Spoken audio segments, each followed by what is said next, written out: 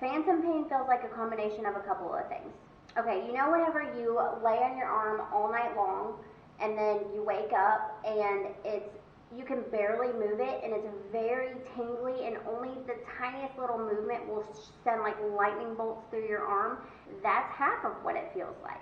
The other half is whenever you are playing football or you didn't stretch and you went to work out and you have a seriously bad Charlie horse and all you can do is just lay there and scream until somebody rubs it out for you. So you have the Charlie horse and you have the arm falling asleep and the lightning bolts. Put them together. That's what phantom pain feels like for me.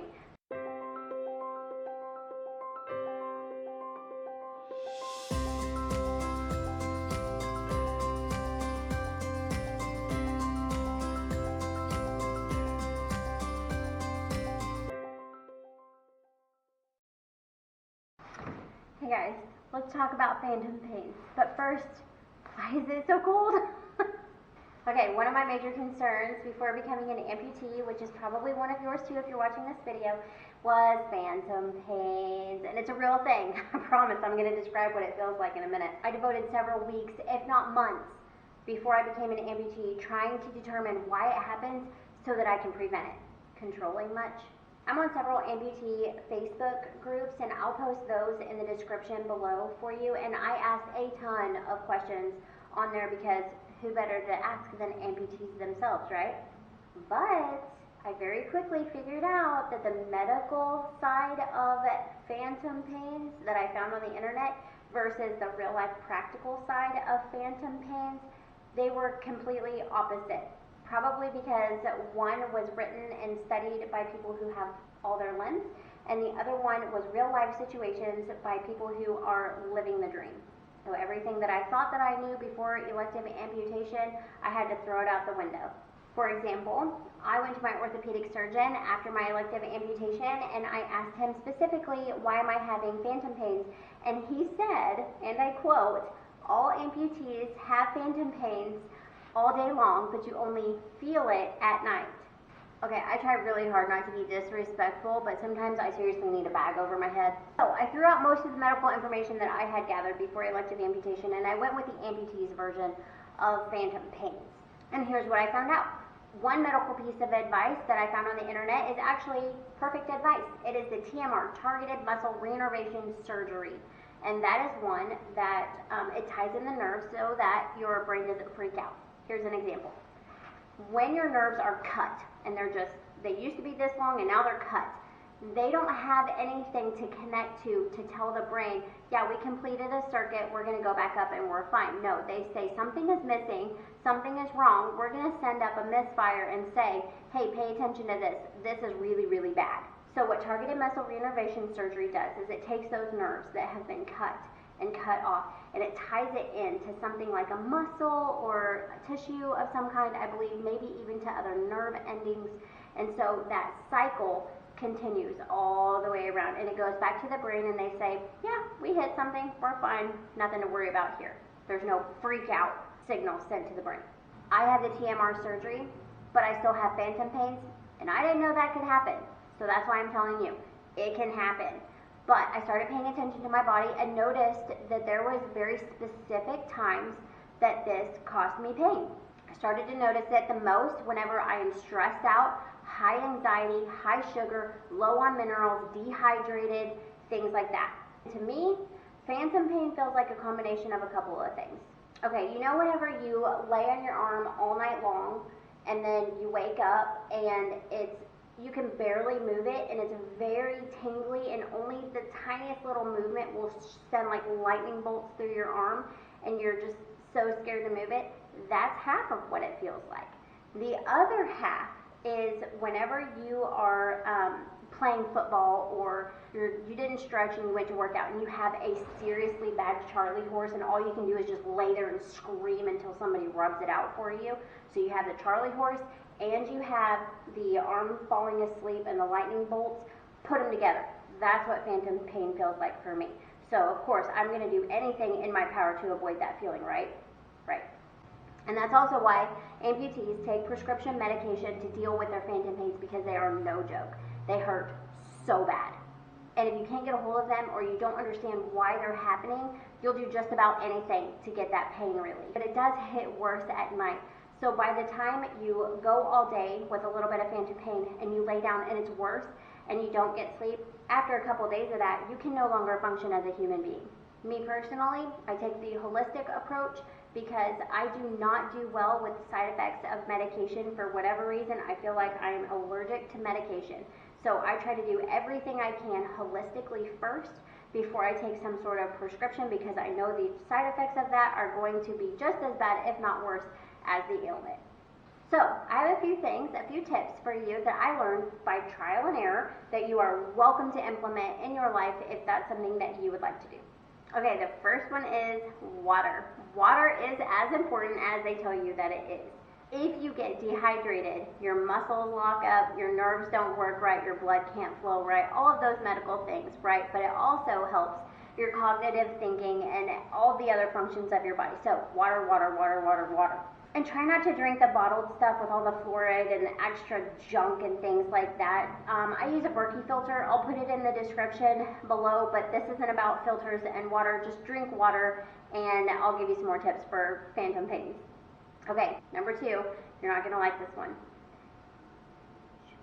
Sugar. I know. Don't shoot the messenger. I'm just telling you, my experience alone. You can try it if you want. Sugar is very hard for your body to process.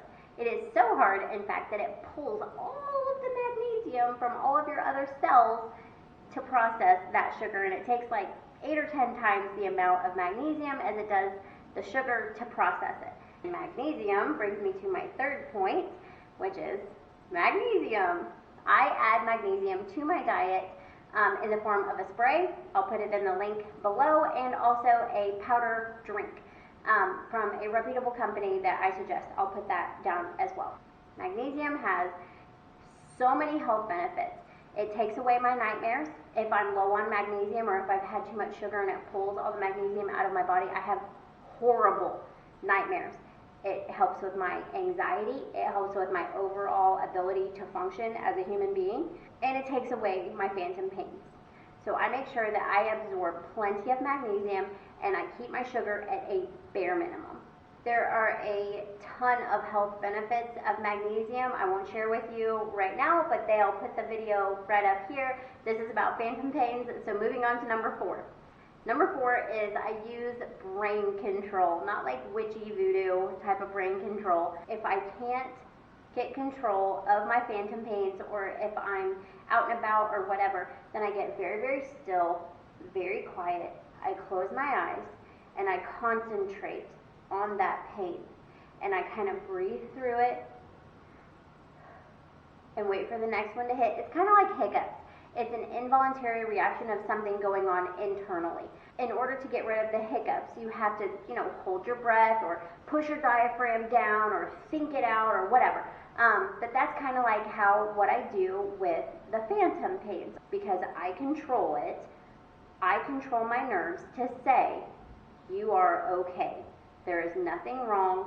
I am going to stretch out each one of these feelings until it doesn't happen anymore. It's really hard to explain what my brain does, but I stretch it out in between the pains so that they go away. And I know that that's a stretch. I know that people can't necessarily wrap their head around that. That takes conditioning, but just try it a couple of times, see if it helps, and then do whatever helps. If that situation helps, then keep going with that. Keep trying that.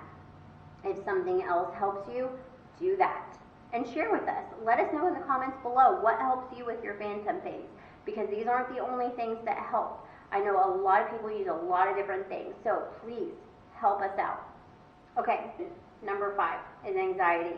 I noticed whenever I first had my leg amputated and I was in the bed and I couldn't get up, I couldn't take care of my kids, I couldn't do anything, and I had a lot of anxiety around that because I was the main caretaker of my kids. When they would run down the hallway and I saw, them in my head falling and hitting their head on something, or bumping heads as they come around the corner, falling down the stairs, those pitfalls, those feelings that you get in your heart when your heart sinks, that would make my leg just like fire, you know, it would just start tingling. And so then I put together like, oh, wait a second, hang on, this does come from my brain. This is something that I can control if I can control my level of anxiety about this issue. Obviously, we can't all control our anxiety because we live stressful lives. But what I'm saying is that anxiety kicks off my phantom pains. So if I can keep my stress level lower, not low, lower, then it does help with the phantom pains. Okay, the very last one, number 5, is actually something that I have read about on the amputee forums, like on Facebook and comments and things like that on YouTube. What I have seen is that a lot of people use THC. If you can get that in your state, they use small amounts of THC to relax their system enough to actually fall asleep and then stay asleep during the night. Specifically, Indica THC. If that is something that you have available to you, amputees speak very highly about it, saying that it gets them in a state, a relaxation state enough that they can actually fall asleep or wait to get the medication kicked in. And so, of course, there's always medication that you can get for your phantom pains. And talk to your doctor about your different options. I know nothing about that. I have seen some of the options on Facebook, but I have no idea what I'm talking about in that regard, so I absolutely will not talk about it because I don't want to give you misinformation. I am happy to answer any of your questions that you have regarding phantom pain or holistic living or any of the other things that I talk about on my channel. Please shoot me an email. It's in the description below. Leave a comment. Find me on one of the other platforms on TikTok, Facebook. I'm not really on Instagram. But find me on one of those, send me a message. I would love to chat with you and see if I can help you in any way. I hope you guys have a phenomenal day today. Go out, give somebody a high five, and I will see you on the next video.